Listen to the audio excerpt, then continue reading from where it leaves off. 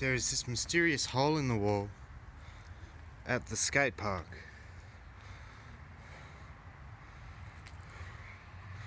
So we're going to have a look inside and see what's inside the wall.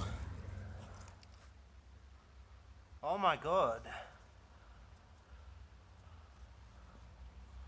I better not drop my phone.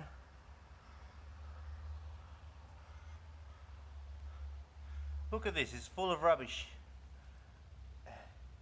Even a thing to... Is that a grabber?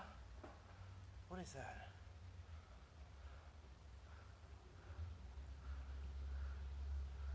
It's just a hole in the wall full of cans and bottles.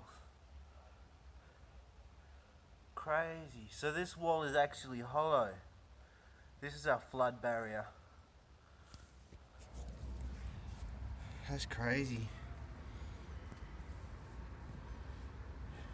I reckon cats could hide in there pretty good, and rats and things.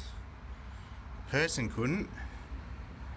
It looks like a kind of place a homeless person would hang out, but you wouldn't be able to get in there because your head couldn't fit through the fucking hole. Anyway, that's pretty cool.